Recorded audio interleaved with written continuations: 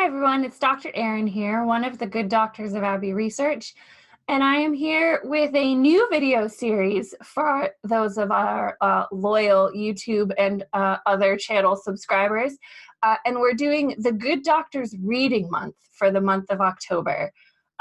Usually October means that the temperatures have changed, the leaves are starting to fall. On the day I am filming this in Pittsburgh, we had a 30-degree temperature change from yesterday when it was 88 degrees Fahrenheit to today where it is about 55 degrees Fahrenheit. So I am dressed appropriately, ready for fall, a good time. You're spending a lot more time indoors with cups of coffee or pumpkin spice lattes or whatever your jam is. And you're potentially reading more books, although Dr. Donnelly and I are always reading books year-round, no matter the weather. But it seems like a good time to make some recommendations about authors that you might not have heard of from cultural backgrounds that you might not be as familiar with. And Dr. Kristen and I both feel really strongly that reading, particularly reading fiction, is a great way to expose yourselves to different cultural perspectives and experiences, to broaden your understanding of the world, which can help you in every facet of your life, but particularly when you're working with people in an office environment, to help you understand the broad spectrum of the human experience.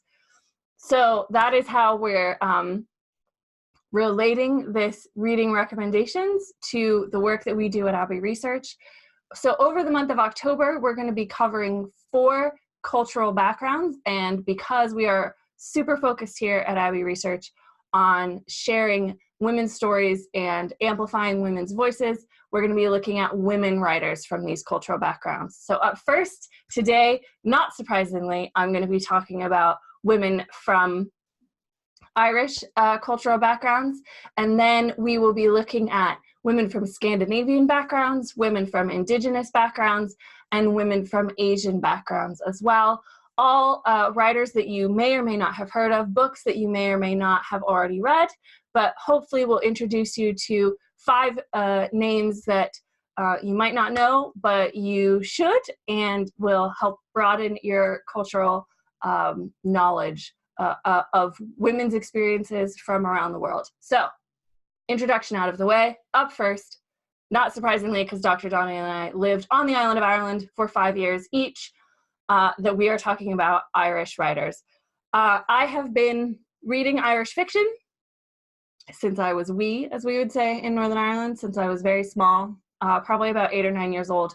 And the first person I was introduced to as an Irish writer was one of the great Irish women writers of all time that a lot of Americans have heard of, Mrs. Maeve Binchy. I took from the massive stack of Maeve Binchys that I have on my shelves behind me to pull a couple out.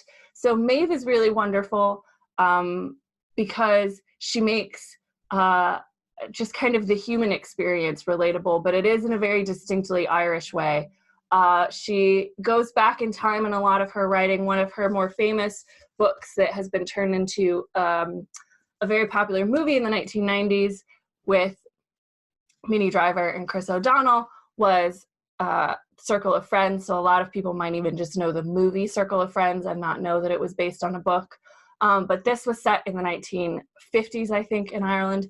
So she jumps through time in a lot of her stories, but they're very much about human experiences and relationships. Sometimes, like The Glass Lake, which I showed you, there's a bit of mystery. There's usually a surprise reveal at the end.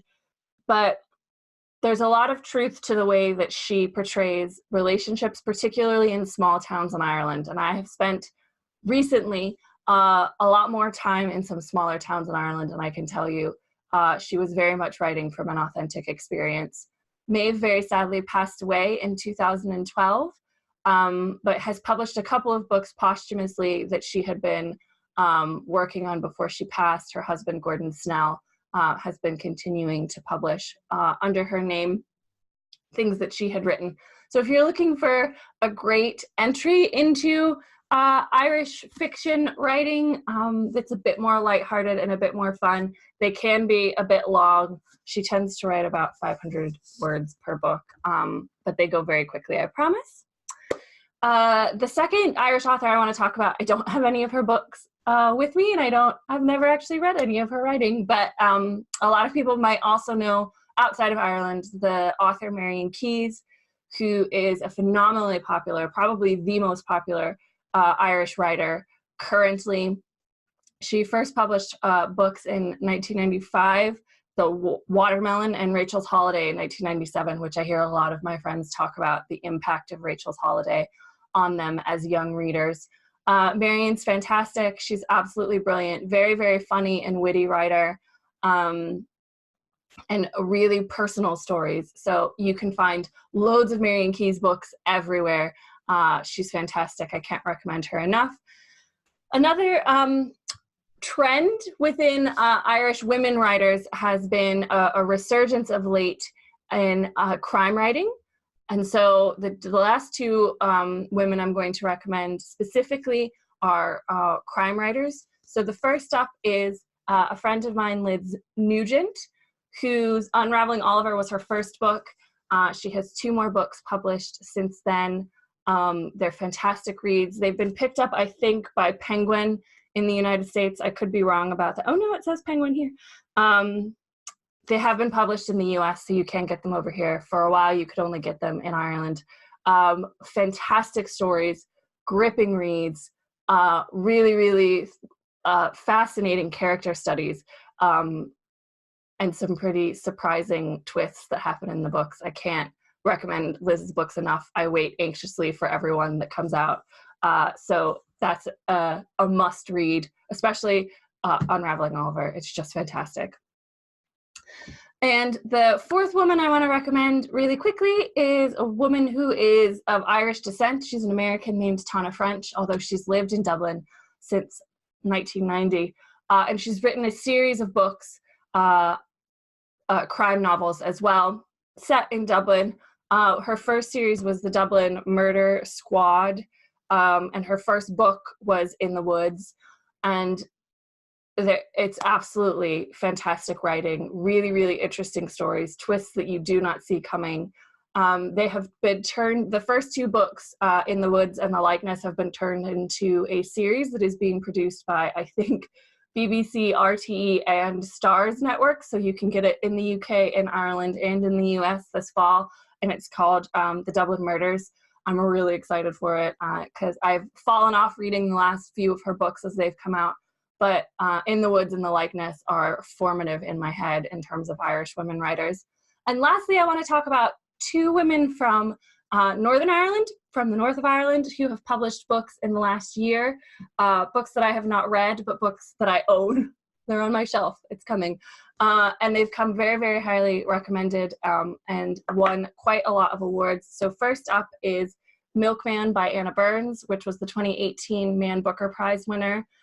Both of these books that I'm talking about were set during the Troubles, which is a period of history that Dr. Crystal and I focus on a lot for our research.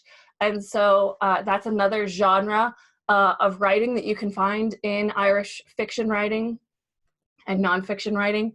But to have women tackle it is something particularly special. And so we've been gifted with the wonderful writing of Anna Burns and Milkman, and also Jan Carson's Firestarters, which also just came out in the last year. And so if you're looking for a uniquely female perspective on Northern Ireland and the Troubles and some of the everyday lived experiences that took place, I would recommend both of those books. So those are my 5 writers, 6 technically, counting the 2 ladies from the north, for Irish women writers. Dr. Donnelly will be up next talking about Scandinavian women writers, as that is her cultural background as well. So I'm looking forward to learning some new names from her on that. That is all I have. We will see you next week for our Good Doctors Reading Month. If you have any recommendations or suggestions for people that I've left out, particularly with Irish women writers, I would love to hear from you. Any favorite books, hit me up in the comments below. Till then, we'll see you next week. Take care, everybody.